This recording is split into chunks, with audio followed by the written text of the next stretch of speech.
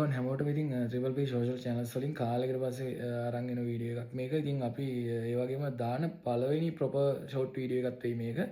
ඉතින් ෂෝට් කියවට ගොඩාක් ෂෝට් නෑ. ඉතින් ඒත් මම උත්සාහ කරනවා විනාඩි 5කට අඩුවෙන් අද ටොපික් එක කතා කරලා ඉවර කරන්න කොහොම හරි. දැන් වෙලාවත් මම හිතන්නේ 2ට විතර කිට්ටුයි පාන්දර. ඉතින් දැන් තමයි පොඩි ෆ්‍රී ටයිම් එකක් හම්බුනේ. ඉතින් හින්දා මම හිතුවා කාලයකට පස්සේ පොඩි වීඩියෝ එකක් මෙහෙම හරි දාලා ආයිත් පොඩ්ඩක් ට්‍රිපල් බී එකේ වැඩ ටික පටන් ගන්න පුළුවන් නම් හොඳයි කියලා. ඉතින් අද මම කතා කරන්න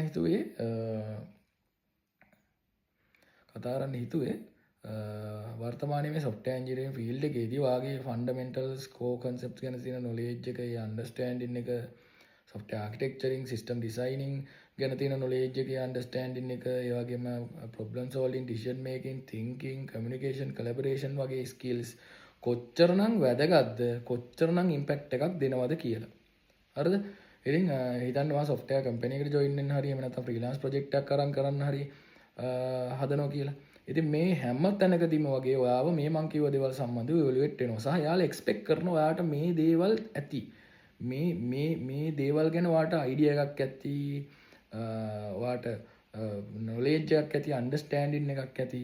මේ skills ඔයාට ඇති කියලා ගොඩාක් අය ෆ්‍රීලාන්ස් ප්‍රොජෙක්ට් එකක් ගන්න ගියා. software company එක විශේෂයෙන්ම software company එකක වැඩ කරන්න යන්න හිතන් ඉන්නවා නම් ඒ ඉන්ටර්වියුස් වලදී ඔයාව අනිවාර්යයෙන්ම මේ දේවල් ගැන ඉවලුවේට් වෙනවා සහ යාලා හිතන් ඉන්නවා ඔයාට මෙන්න මේ දේවල් ඇති කියලා. ඉතින් ඔයාගේ වගකීම තමයි ඒ නිසා මේ දේවල් ඉම්ප්‍රූව් කරගන්න එක, මේ දේවල් වලට ફોකස් කරන එක සහ ඔයා වැඩ කරද්දී මේ දේවල් ඇප්ලයි කරන එක. ඒක තමයි වැදගත්ම කාරණාව. ඉතින් හිතන්නකෝ ඔයාට හම්බෙනවා මොකක් හරි සොලියුෂන් එකක්, මොකක් හරි ඇප් එකක් හදන්න.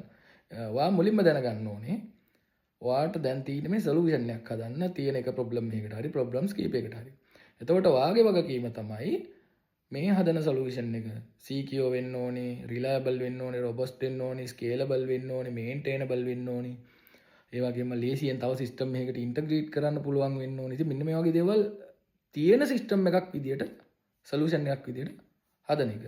ඉතින් එහෙම හදන්න නම් ඔයාට අර මං කිව්ව දේවල් ගැන knowledge එක, understanding එක සහ ඒ skills තියෙන්න ඕනේ. හරිද? එහෙම නැතුව ඔයාට එහෙම හදන්න බෑ. ඉතින් ඒ වගේම ඔයා මෙහෙම හැසිරුණොත් තමයි ඔයාව මේ ඉන්ඩස්ට්‍රි එකේ හොඳ quality responsible software engineer කෙනෙක් විදියට position වෙන්නේ. හරිද? ඔයාට මේ ඉන්ඩස්ට්‍රි එකේදී වටිනාකමක් තීරණය වෙන්නේ. හරිද? ඔයාගේ output එක quality කියලා define වෙන්නේ. හරිද?